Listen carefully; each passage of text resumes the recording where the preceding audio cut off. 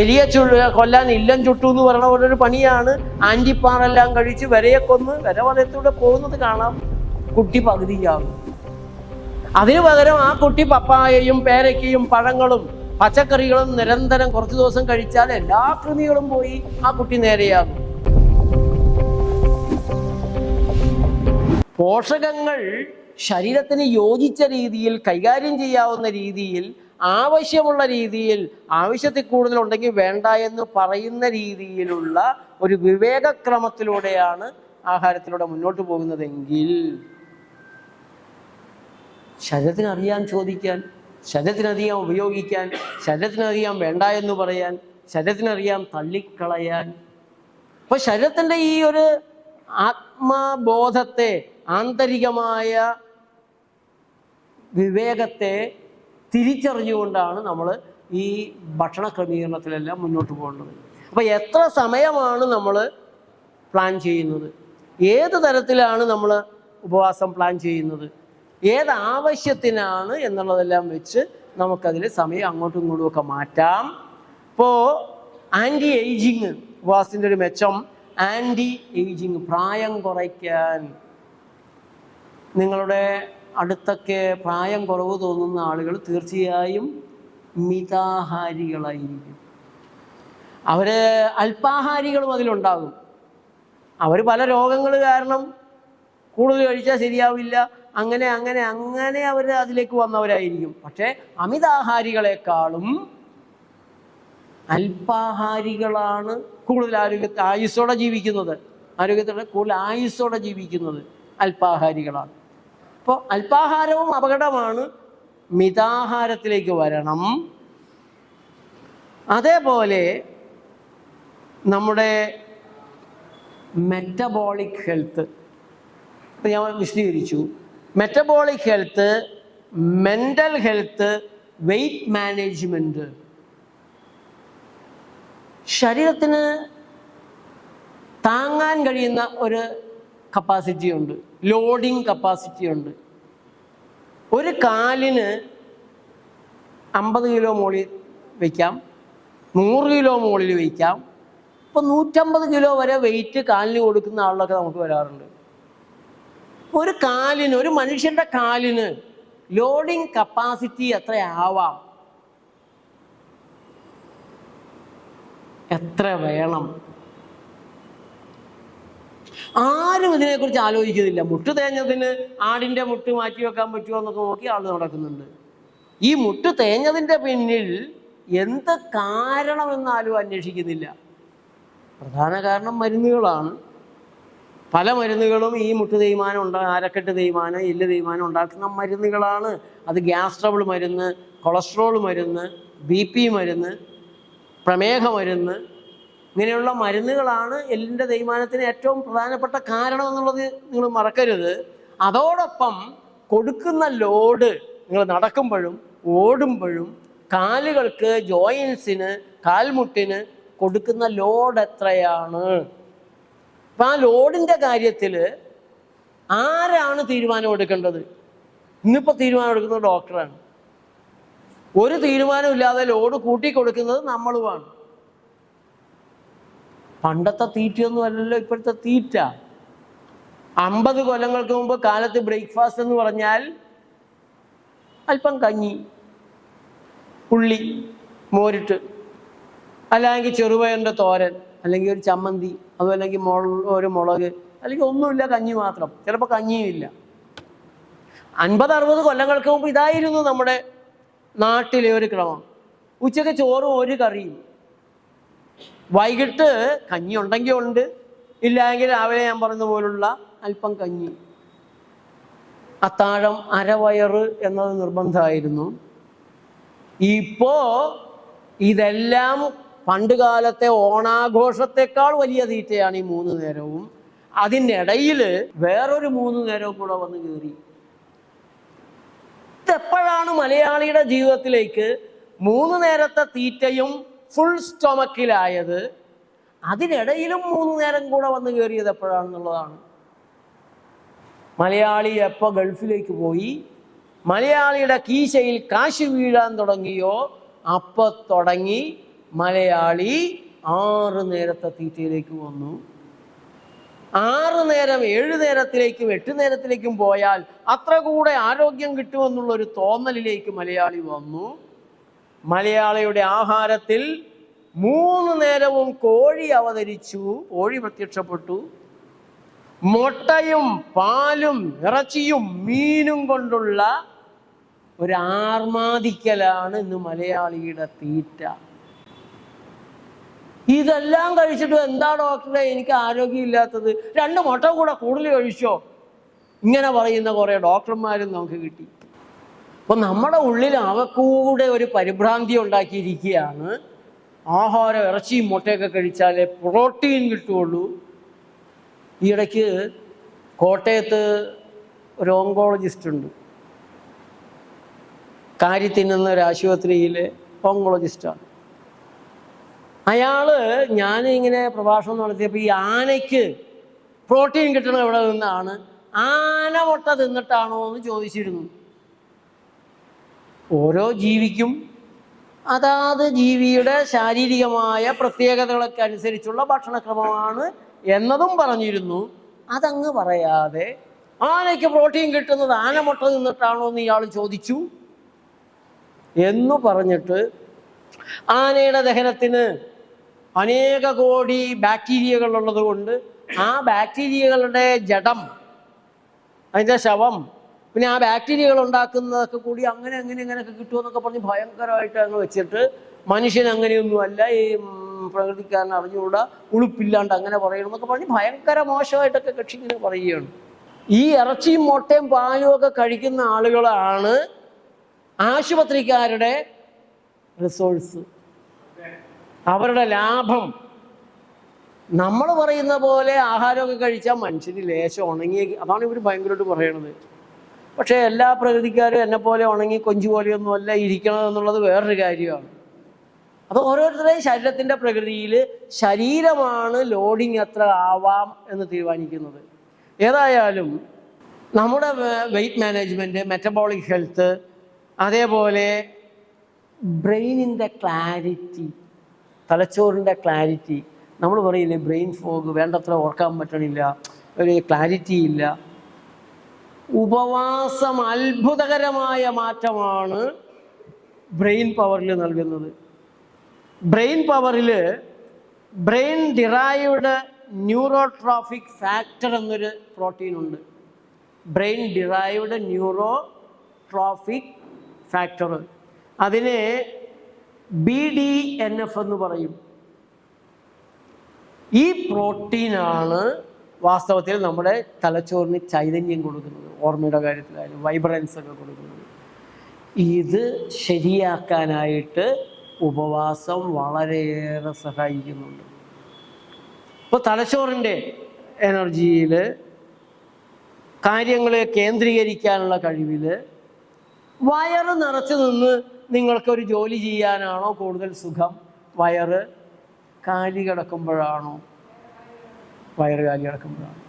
കിടന്നുറങ്ങാൻ പോലും വയറ് നിറഞ്ഞിട്ട് കിടന്നുറങ്ങിയ ശ്വാസം എടുക്കാനുള്ള വെപ്രാളവും, മിതമായൊരാഹാരമാണെങ്കിൽ പോലും വയറ് കാലി കിടക്കുമ്പോഴാണ് ശരീരത്തിന് ഏറ്റവും കൂടുതൽ സുഖം അനുഭവിക്കാൻ കഴിയുന്നത് എന്ന് നമ്മൾ തിരിച്ചറിയേണ്ടതുണ്ട്. അതുകൊണ്ടാണ് ആഹാരം കഴിഞ്ഞാൽ വിശ്രമിക്കണം, 1 മണിക്കൂറൊക്കെ കഴിഞ്ഞിട്ട് ജോലികളാകാം എന്ന് പറയുന്നത്. അപ്പോൾ ശാരീരികമായിട്ട് നിങ്ങൾക്ക് നിരവധി രോഗങ്ങളെ കൂടെ മാറ്റി തീർക്കാൻ കഴിയുന്നുണ്ട്.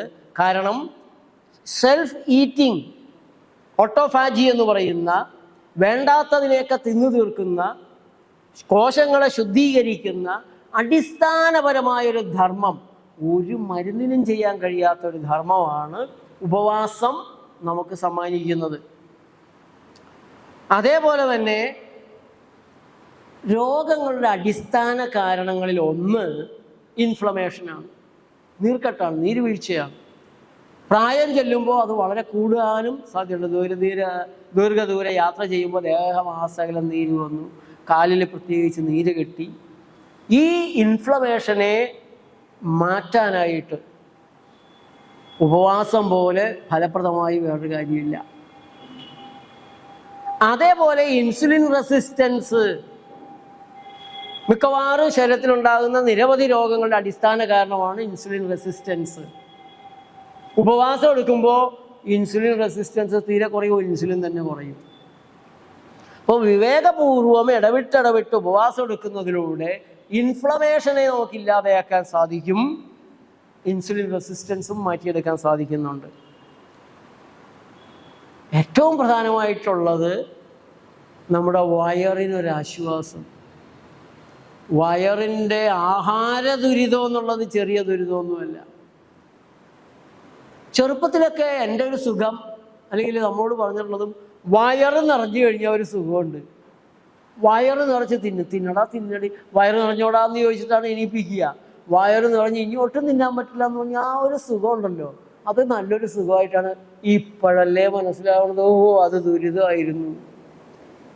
കാലി കിടക്കുന്ന വയറാണ് സുഖം, അല്ലെങ്കിൽ മിതമായി ഏറ്റവും യോജിച്ച ഭക്ഷണം ചെല്ലുന്ന ആമാശയത്തിൻ്റെ സുഖമാണ് സുഖം. അവിടെ ഗട്ട് ബാക്ടീരിയകൾ, ആൻറ്റിബയോട്ടിക്കുകൾ ഉപയോഗിക്കരുത് എന്ന് ലോകാരോഗ്യ സംഘടന താക്കീത് നൽകുന്നു. ബ്രിട്ടനിലെ ഡോക്ടർമാർ ഒരു ആൻറ്റിബയോട്ടിക് എഴുതണമെങ്കിൽ കാല് പിടിച്ച് പറഞ്ഞാൽ പോലും അവിടുത്തെ ഡോക്ടർമാർ ഒരു ആൻറ്റിബയോട്ടിക് തരില്ല സാറേ എന്നാണ് അവിടുന്ന് ഒരു ചെറുപ്പക്കാരൻ വന്നപ്പോൾ പറഞ്ഞത്. ഞാനിവിടെ നിന്ന് എൻ്റെ കൂട്ടുകാർ വരുമ്പോൾ ഒരു കെട്ട് വാങ്ങിച്ചു കൊണ്ടുവരാൻ പറയും. പഠിച്ച വിഡ്ഢി എന്നല്ലാണ്ട് എന്തുകൊണ്ട് ബ്രിട്ടനിലെ ഡോക്ടർമാർ ആൻറ്റിബയോട്ടിക് തരുന്നില്ല എന്ന് ഇവൻ ആലോചിക്കാൻ അല്പം മൂള വേണ്ടേ? എന്തുകൊണ്ട് ഇവിടെ തരുന്നു എന്നുള്ളതും മനസ്സിലാക്കണ്ടേ? ഈ ഗട്ട് ബാക്ടീരിയകളെ ആൻറ്റിബയോട്ടിക്കുകൾ കൊല്ലുന്നു. അതോടെ നാനാവിധങ്ങളിലുള്ള രോഗങ്ങളിലേക്കും ആരോഗ്യ തകർച്ചയിലേക്കുമാണ് ഒരു ശരീരം വീഴുന്നത്. ഓട്ടോ ഇമ്മ്യൂൺ ഡിസീസ് തുടങ്ങി ഡിപ്രഷൻ വരെ ഗട്ട് ബാക്ടീരിയകൾ വീക്കായാൽ ഉണ്ടാകും. ഞാൻ നേരത്തെ പറഞ്ഞു 37.5 ട്രില്യൺ കോശങ്ങളാണ്, മനുഷ്യ കോശങ്ങളാണ് നമുക്കുള്ളത്. 39 ട്രില്യൺ ബാക്ടീരിയകളാണ് നമ്മുടെ ശരീരത്തിലുള്ളത്. ആ ബാക്ടീരിയകളാണ് ജീവിച്ചിരിക്കാൻ, ആഹാരം ദഹിക്കാൻ, മലമാക്കി ആഹാര വേസ്റ്റിനെ മാറ്റാൻ ഈ ബാക്ടീരിയകളാണ് പ്രവർത്തിക്കുന്നത്. നമ്മുടെ ത്വക്കിനെ സംരക്ഷിക്കാൻ പടയാളികൾ, കോടിക്കണക്കിന് ബാക്ടീരിയകളാണ് നമ്മുടെ ഈ ത്വക്കിലുള്ളത്. ഒരു രാജകൊട്ടാരത്തിൻ്റെ പുറത്ത് പാറാവുകാരിങ്ങനെ നടക്കും രാത്രി മുഴുവനും. പാറാവുഷാർ നമ്മൾ ചില സിനിമയിലൊക്കെ കേൾക്കാറുണ്ട്. ഉറങ്ങിയിട്ടില്ല എന്ന് ഇവനെ അറിയിക്കുകയാണ്. അതുപോലെ നമ്മുടെ ത്വക്കിലൂടെ കോടാനുകോടി ബാക്ടീരിയകളാണ് നമ്മുടെ ശരീരത്തെ പ്രൊട്ടക്റ്റ് ചെയ്യുന്നത്. അതുകൊണ്ടാണ് പ്രകൃതി ചികിത്സകര് സോപ്പ് ഉപയോഗിക്കരുത്, സൺസ്ക്രീൻ ഓയിലുകളോ ക്രീമുകളോ പൗഡറോ ഒന്നും ഉപയോഗിക്കരുതെന്ന് പറയുന്നത്. ഇതിനെയൊക്കെ കൊല്ലുകയാണ്. ആൻറ്റിബയോട്ടിക്കുകൾ ഉപയോഗിക്കരുത്, ലോഷൻസ് ഉപയോഗിക്കരുത്, ഒരിടത്തും അണുക്കളെ കൊല്ലാനൊന്നും ചെയ്യരുത്. കാരണം ആ അണുക്കൾ രൂപം മാറി ജന്മം കൊണ്ട് കളിക്കുകയാണ്. ഒരു മരത്തിൻ്റെ ഇലകൾക്കിടയിൽ നമ്മൾ ചൊറിയമ്പുഴുവിനെ കാണുന്നു. ആ ചൊറിയമ്പുഴുവാണ് ശലഭങ്ങളായിട്ട് പറന്നു പോകുന്നത്. വൃത്തികെട്ട ചൊറിയമ്പുഴുവിനെ എൻ്റെ അമ്മൂമ്മയൊക്കെ എത്രയോ കത്തിച്ച് കളയുന്നത് ഞാൻ കണ്ടിട്ടുണ്ട്. ഞാനും പോയി കത്തിച്ചിട്ടുണ്ട്. ഇതാണ് മനോഹാരികളായ ബട്ടർഫ്ലൈകളായിട്ട്, ചിത്രശലഭങ്ങളായിട്ട് പറന്നുയരുന്നതെന്നൊന്നും മനസ്സിലാക്കിയിരുന്നില്ല. അതിനു മുമ്പ് അത് പ്യൂപ്പ, ചെറിയ കുരുക്കളായിട്ട് ബീജരൂപത്തിലും ഇങ്ങനെ ഒരു ജന്മം കൊണ്ടുള്ള ഒരു കളി. അതുകൊണ്ട് ഈ ശരീരത്തിലുള്ള ബാക്ടീരിയകളെ കൊല്ലരുത്, അവ നമ്മുടെ ശത്രുക്കളല്ല. പക്ഷേ ഈ 37.5 ട്രില്യൺ വരുന്ന മനുഷ്യകോശങ്ങൾ, ആ കോശങ്ങളും ബാക്ടീരിയൽ സെല്ലുകളും തമ്മിൽ സൗഹാർദ്ദത്തിലാണ് പോകുന്നത്. എപ്പോഴാണോ ഈ മനുഷ്യകോശങ്ങൾ വഷളാകാൻ തുടങ്ങുന്നത്, മനുഷ്യൻ്റെ രക്തത്തിൻ്റെ pH മാറാൻ തുടങ്ങുന്നത്, കോശങ്ങൾ ഡേർട്ടി സെല്ലുകളാകുന്നത്, തെറ്റായ ആഹാരപാനീയങ്ങളിലൂടെ ശരീരത്തിലെ മനുഷ്യകോശങ്ങൾ 37.5 ദുഷിക്കുമ്പോൾ ഇവിടെ ഒരു സംഘർഷം ഉടലെടുക്കുന്നു. ഈ ബാക്ടീരിയകളും ഈ ശരീരവും തമ്മിൽ സംഘർഷത്തിലാകുന്നു. ഈ ശരീരത്തെ, ദുഷിച്ചു പോകുന്ന ശരീരത്തെ ഈ ബാക്ടീരിയകൾക്ക് സഹിക്കാൻ പറ്റില്ല, ടോളറേറ്റ് ചെയ്യാൻ പറ്റില്ല. അവ പത്തോളജിക്കൽ രീതിയിലേക്ക് മാറിപ്പോകുന്ന ഗതികേടുണ്ടാകും. ആ ബാക്ടീരിയകളെ ആ ബാക്ടീരിയൽ ഷേപ്പിൽ, ആ ഫോമിൽ തന്നെ നിലനിർത്തേണ്ട ഒരു യോജിപ്പാണ് നമ്മുടെ കോശങ്ങളിലുള്ളത്. നമ്മുടെ ശരീരം അഴുക്ക് കെട്ടുമ്പോൾ, മലബന്ധം ഉണ്ടാകുമ്പോൾ, വിയർക്കാതെയാകുമ്പോൾ, അസിഡിക് ആകുമ്പോൾ, ഈ അണുക്കൾക്ക് കിട്ടേണ്ട ഭക്ഷണം കിട്ടാതെയാകുമ്പോൾ, കിട്ടാൻ പാടില്ലാത്ത ഭക്ഷണം കിട്ടുമ്പോൾ അണുക്കൾക്ക് ഭ്രാന്ത് പിടിക്കും, വട്ട് പിടിക്കും, അണുക്കളുടെ രൂപം മാറും, അവ പത്തോളജിക്കൽ സ്റ്റേജിലേക്ക് മാറും. തെറ്റായ ഭക്ഷണം കഴിക്കുന്ന കുട്ടിയുടെ വയറ്റിൽ വരെയുണ്ടാകും. പപ്പായ കൊടുത്താൽ, പേരയ്ക്ക കൊടുത്താൽ, വേവിക്കാത്ത പച്ചക്കറികൾ നന്നായിട്ട് കൊടുത്താൽ അതെല്ലാം അവിടെ നിൽക്കാൻ പറ്റില്ല. വരയ്ക്ക് പിന്നെ അത് പുറത്തു പോകേണ്ടി വരും. ആ ഭക്ഷണ രീതി അല്പം കൂടെ തുടർന്നാൽ മറ്റ് ബാക്ടീരിയകൾക്ക് വിരകളാകാൻ പറ്റാതെ വരും. കുട്ടികൾക്ക് കൃമി ഉണ്ടാകുന്നു. ഈ കൃമി എവിടെ നിന്നാ വരണേ? കൃമിയെ തിന്നിട്ടാ? കൃമിയെ തിന്നുകയാണെങ്കിൽ വായയിലുള്ള ആസിഡുകൾ, ഉമിനീര് അതിനെ ദഹിപ്പിക്കും. വയറ്റിലാണെങ്കിൽ ഹൈഡ്രോക്ലോറിക് ആസിഡ് ഉണ്ട്. ഒരു വരയ്ക്കും ഒരു ജീവിക്കും, ശരീരവുമായി യോജിപ്പിലെത്താത്ത ഒരു ജീവിക്കും ഇതിനെയെല്ലാം മറികടന്ന് തുടരാൻ സാധിക്കില്ല. കരളില് വൈറസ്, ബാക്ടീരിയ, അവിടെ അവരുടെ കുറ്റമല്ല, ബാക്ടീരിയയുടെയോ വൈറസിൻ്റെയോ കുറ്റമല്ല, ഫംഗസിൻ്റെയും കുറ്റമല്ല. അവയ്ക്ക് പറ്റാത്ത ശരീരത്തിലുള്ള ഈ 39 ട്രില്യൺ കോശങ്ങൾക്കും ആരോഗ്യകരമായി പ്രവർത്തിക്കാൻ പറ്റാത്ത ഒരു എൻവയോൺമെൻറ്റ്, ഒരു സോയില്, ഒരു അവസ്ഥ നമ്മൾ നമ്മുടെ ശരീരത്തിലെ തെറ്റായ ഭക്ഷണപാനീയങ്ങൾ കൊണ്ട് ഉണ്ടാക്കി എന്നുള്ളതാണ്. അതിൻ്റെ ഫലമായിട്ട് അവ കലാപമുണ്ടാക്കുന്നു. അവ തന്നെ രൂപം മാറി രൗദ്രഭാവത്തിൽ വരുന്നു. കുട്ടി തിന്നുന്ന തെറ്റായ ഭക്ഷണം, മലബന്ധം, ഇതെല്ലാം കൂടിയിട്ടാണ് കുട്ടിക്ക് കൃമി ഉണ്ടാകുന്നത്, വരെയുണ്ടാകുന്നത്. ആ കൃമി കടിക്ക് നമുക്ക് വേണമെങ്കിൽ കുറച്ച് കെമിക്കൽ ഒഴിച്ചു കൊടുത്താൽ അതെല്ലാം ചത്തോളും. വിഷം ഒഴിച്ചു കൊടുത്താൽ മതി. എലിയെ കൊല്ലാൻ ഇല്ലം ചുട്ടു എന്ന് പറയണ പോലൊരു പണിയാണ്. ആൻറ്റിപ്പാറെല്ലാം കഴിച്ച് വരയെ കൊന്ന് വരവലയത്തൂടെ പോകുന്നത് കാണാം. കുട്ടി പകുതിയാകും. അതിനു പകരം ആ കുട്ടി പപ്പായയും പേരയ്ക്കയും പഴങ്ങളും പച്ചക്കറികളും നിരന്തരം കുറച്ച് ദിവസം കഴിച്ചാൽ എല്ലാ കൃമികളും പോയി ആ കുട്ടി നേരെയാകും. അപ്പോൾ തെറ്റായ ഭക്ഷണം ചെന്നിട്ട് ആ ഭക്ഷണം കൊണ്ട് പ്രകോപിതമാകുന്ന ഗട്ട് ബാക്ടീരിയകളെ നമ്മൾ തിരിച്ചറിയണം. അത് കഴിച്ച ഇറച്ചി വേവിക്കാത്തത് കൊണ്ടാണെന്നൊക്കെ ഭയങ്കര സാഹിത്യമൊക്കെ അവരടിക്കും. അതൊന്നുമല്ല കാരണം. തെറ്റായ ഭക്ഷണമാണ് ചീഞ്ഞളിയുന്ന രീതിയിൽ, കോൺസ്റ്റിപ്പേഷൻ വരുന്ന രീതിയിൽ ഉണ്ടാകുന്ന തകരാറുകളാണ് ഗട്ട് ബാക്ടീരിയകളെ പ്രകോപിതമാക്കുന്നതും ഈ കുഴപ്പങ്ങളിലേക്ക് വരുത്തുന്നതും.